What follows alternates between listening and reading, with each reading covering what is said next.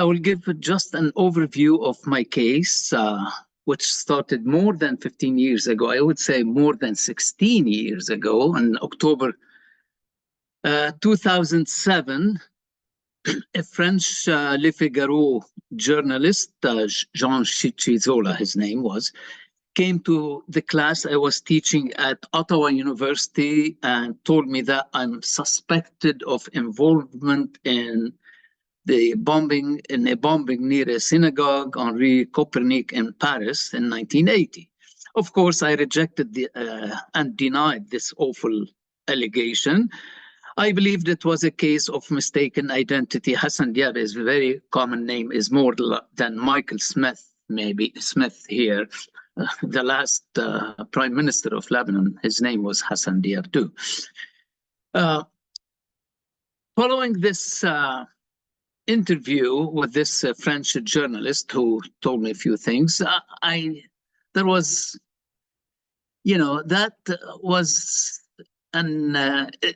interview, I would say, marked the end of my life as I knew it. Everything changed, but I didn't notice it because there was some 13 months of surveillance. I didn't know who was following me, and I did not notice at the beginning. When I noticed few cars, intrusive drivers and people around me, I called the Ottawa police and they filed a report or whatever. And then I called, even at least in 2 occasions, 911 at no avail. And that was that. The surveillance and followed me for lasted for 13 months until November 2008, November 13th, when I was arrested by the RCMP and was sent to the Ottawa Carleton Detention Center, Ottawa OCDC, which is, I call it, the worst place in Canada. And the media coverage was totally negative all that time, filled with character assassination and with no space for any benefit of the doubt. 4 and close to 5 months later, I was released on bail. That was April 1st, 2009. And after spending all this time at this horrible place, OCDC, the bail, I had these I was released on bail under draconian bail conditions. I had to pay close to $2,000 per month to finance my own anklet, or the ankle bracelet. I had to find some sureties, people who would be my sureties.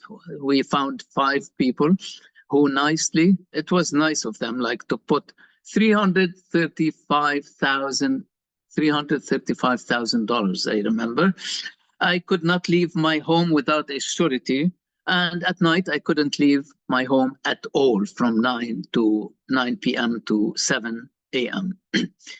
And right away, the extradition hearing started after I left the OCDC in 2009, and lasted the extradition hearing until 2011, a little bit over 2 years. And but the hearing was based on the record of the case. There's something called record of the case, the requesting state here, France, submitted to Canada, and I couldn't argue or deal with anything outside the record of the case. Even I couldn't say, I was in this particular meeting today when something happened, I don't know, somewhere else in the world. I had to do this only in France, and I can only deal with elements in the record of the case, nothing else. Even if I had all the alibis, everything doesn't matter. This is due to the shortcomings of the Canadian extradition law. The record of the case, we discovered that it was full of unfounded allegations, contradictions, wrong information. Even it's not just our opinion or the defense opinion. It was even the Canadian extradition judge's opinion to a great extent. According to this record of the case, or they call it ROC, 5 Palestinians are suspected of carrying out the attack in 1980. That journalist, French journalist, Chichizola, insisted when he met me that I was Palestinian. When I told him I wasn't, he passed that information onto the French investigators, who tried to fix it and to correct it in the record of the case, but they didn't know how to fix it well. They kept it 5 Palestinians. One of them is the Lebanese, Hassan Diab. You know, they forgot to delete the first sentence. The second point in the record of the case, I would say, there were contradictory eyewitnesses or witness statements regarding age, build, hair color, French language abilities, and so on. They all contradicted each other. And the ROC record of the case is based mainly on secret unsourced intelligence, whose origin is unknown, even unknown to the French authorities, and which may have been the product of torture.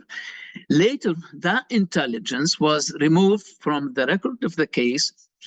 France removed it because the reliance on intelligence is unconstitutional in Canada and is not allowed in a Canadian court. The third point, or fourth point, handwriting analysts, they call them in France, graphologist. If you Google this term, graphologist, you notice there's no difference between graphologist and a palm reader. That's the French way of doing handwriting analysis. They can check or try to figure out your personality through your handwriting, not handwriting analysis in the Anglo-Saxon sense that we know here. These graphologists, 2 graphologists in France, insisted that my handwriting matches the 5 block letter words on the hotel registration card from 1980 that were written by the suspect. Despite this discovery that some samples that they relied on did not belong to me, but belonged to my ex-wife. They didn't know that they belonged to my ex-wife. They mixed them and they got her as maybe the suspect. The last point here about the record of the case, there was right away when the French realized that they were comparing the wrong person's handwriting with the suspects, they dropped those 2 reports and submitted a new report. Unfortunately, the Canadian extradition law allows the requesting state to submit as many what's called files or reports as possible. This second handwriting report, we called it the Bizzotti report, Anne Bizzotti, her name, was submitted to Canada, and despite the fact that it was criticized and totally rejected by 5 renowned international handwriting experts, the handwriting analysis in my case reminds us, well, the judge had to rely on it. And this is reminiscent of the, I'm not sure how many people of you are familiar with the Dreyfus affairs, which started in the late 19th century, around 1890s. Dreyfus, Captain Dreyfus in the French army was a Jew who was obviously, you know, the first accused in passing information to the Germans, and he was accused despite the fact that his handwriting did not match that of the suspect, but the French concluded that he changed his handwriting. They said the same thing in my case. Now we go back right away, 2 years late, you know, in close to 2 years, the Canadian extradition judge, Robert Méranger, decided to commit me to extradition. In his decision, he wrote that France had presented, I quote, a weak case and the prospects of conviction in the context of a fair trial seem unlikely. But he stated that Canada's extradition law gave him no choice but to commit me to extradition. This judge based his extradition decision solely on the totally flawed handwriting analysis, or the graphologist analysis, Bizotti report. The problem is that in extradition, the record of the case presented by the requesting state is presumed reliable. And this is the dilemma here, or the problem with this rock, because whatever the requesting state says, we presume that it's reliable. So we don't argue with this, no matter how ridiculous and wrong it is. That took, I was committed. We appealed the decision on April 2012. Justice Minister, because we could write to the Minister of Justice at the time, Rob Nicholson, Robert stamped the extradition decision and signed an order surrendering me to France. He assured my lawyer, Don Bain, that I will be extradited to face trial, not to languish in a foreign, like French prison in this case, for years while the investigation continues. The exact opposite happened. I languished for 38 months in foreign prison, and the trial wasn't ready. And at the end, I wasn't even sent to trial. In May 15, 2014, now after we lost almost like all appeals, I lost my appeal at the extradition decision, and a few months later, on November 13, 2014, the Supreme Court of Canada refused to hear my case. Right away, I was extradited to France before dawn. I was whisked away from jail, from OCDC, without having a chance to say goodbye to my pregnant wife at the time and 2-year-old daughter during actually it was her birthday that day. And I would go now to France to spend 38 months between 2014 and 2018. And there was no trial waiting for me or anything like that. I had to spend all this time in a near solitary confinement, close to 22 hours per day in my cell, while the investigation continued. In 22 hours alone per day, you start talking to yourself. I don't know what I was saying.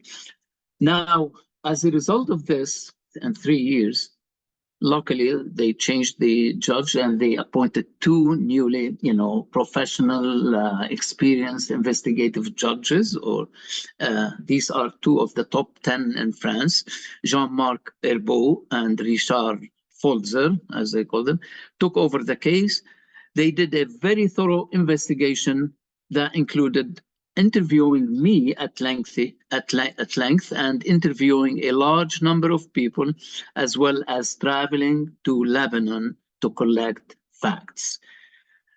The Lebanese University in Beirut, where I was a student at that time in 1980, provided the magistrates with documents showing that I was taking university exams at the time of the bombing, which this totally contradicts the allegations of that I was in Paris at the time.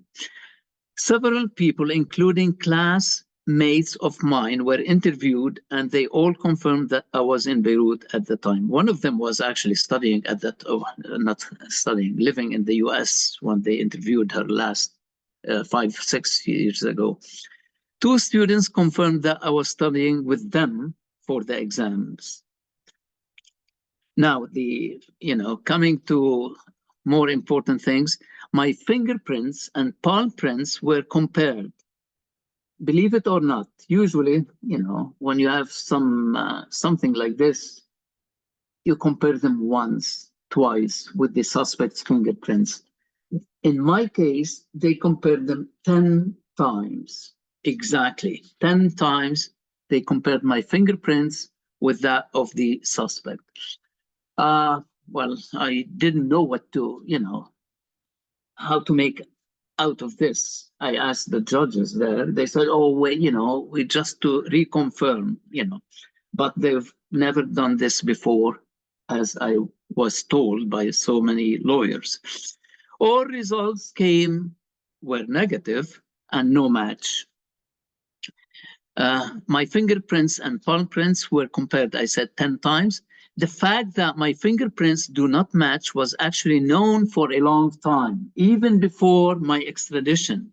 And I discovered this when I went to France. The French provided me with the so-called dossier, or a file of the case. They put everything in it, and they did not submit this dossier to the Canadian authorities here, but I had the right to look at it. And I discovered that it was maybe 11 months before my arrest, they did a comparison. They took fingerprints from my immigration file in the US and compared them with the suspects. But they never told us anything about it. They never told the Canadian court about it. And on the contrary, they said something that there were no exploitable fingerprints on the hotel card or on the police document that the suspect signed a police document at the time. Of course, they found an silly excuse later on. They said, in those days, we did not allow suspects to touch papers that they signed their names on it. You can imagine what kind of an excuse. In January 12, 2018, which is close to 6 years ago, 6 years and 2 weeks, the two French magistrates who thoroughly investigated the case found no evidence to justify even sending me to trial. They dropped all the charges, they call it non-lieu, or dropping the charges, and ordered my immediate release.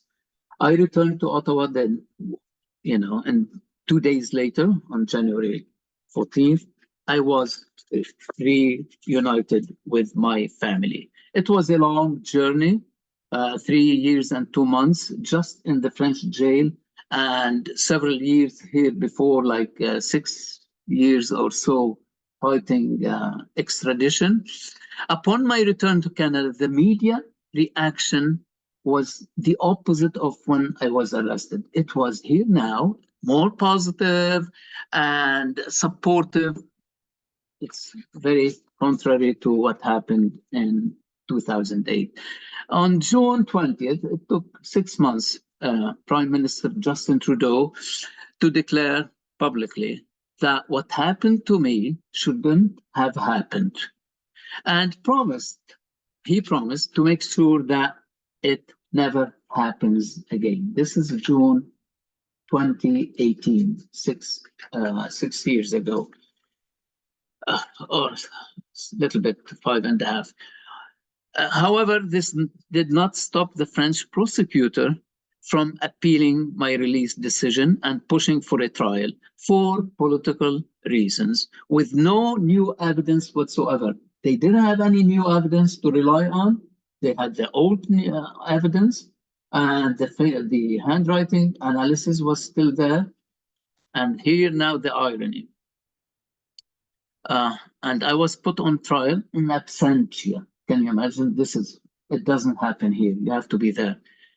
A sham trial, I call it, in absentia, took place at the it's not just Court of Assize, or Special Court of Assize in Paris, where I was declared guilty. At this sham trial, no new evidence whatsoever was presented. The court ignored all exculpatory evidence, including the university papers, the university documents, students who were with me in the exams, all the alibi, all the fingerprints. They just ignored them. And even at one point, if I remember correctly from my lawyers, they said, they think the university is wrong and the students were wrong.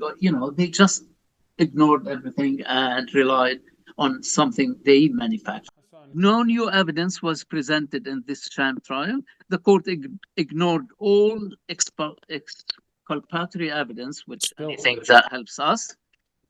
There were journalists who were invited. They were not witnesses at all after the bombing, and they were called to provide evidence. You know, the court relied on absurd, ridiculous testimony that claimed that I swam from, my goodness, listen to this. I swam from Lebanon to Belgium, or I swam from Cyprus to Greece. So this is how they located me in different countries, because I was able to swim close to 7,000 kilometers. The other point is the court relied on the secret anonymous intelligence, which was withdrawn from the Canadian extradition hearing to decide to declare me guilty. Interestingly, the court did not rely on the handwriting analysis after it was totally discredited during the trial. So now I was sent based on the handwriting analysis. In France, they don't care about it, and they wrote the secret intelligence.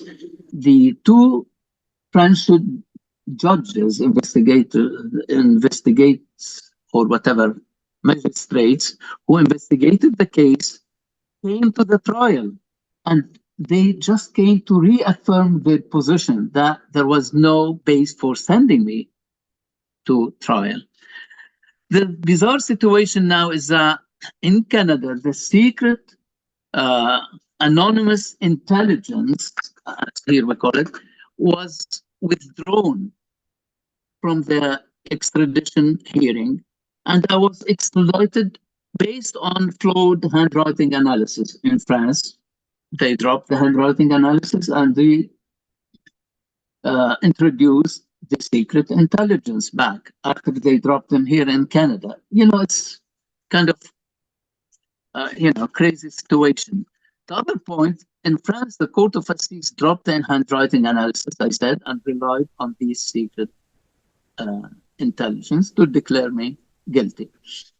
The decision by the Court of Assize cannot be appealed. This is one thing. And it's important to note that there's no record of exactly what happened, no transcripts, nothing in the trial. There's no transcript, I said, no audio, and no video that is available to me or to my lawyers. I was informed later on that there's an audio, and when we asked for it, the lawyers in France asked for the audio, the French said, no, it will become available later on. How later? They said 50 years from now, which is 2073. I hope you will be all around to look at the audio.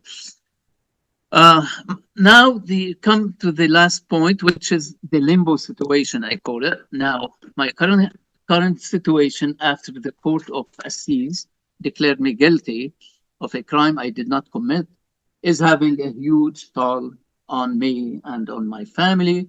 My family lives in fear that any day I may be taken away and disappear from their lives. They might even arrest me now before I finish this last few paragraphs.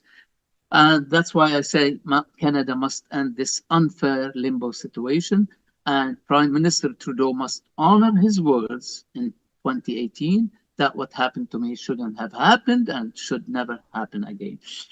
And now the question arises, what if the Conservatives are in power? Next year, we know there's election, and there's a big chance that the Conservatives would come back. Would they make sure that what happened to me will never happen again, or they will just ignore that thing?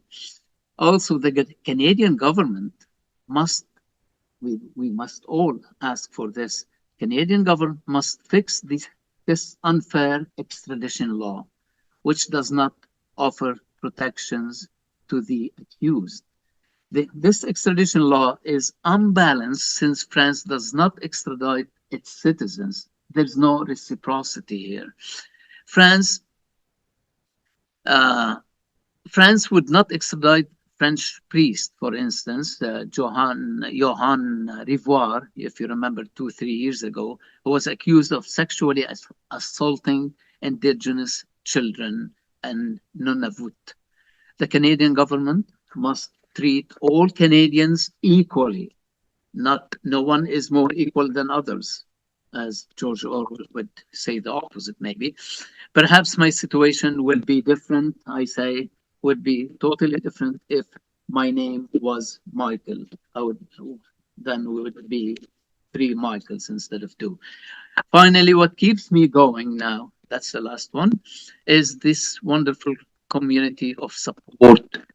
People who really have stood by me in the most difficult times and supported me over these 16 years.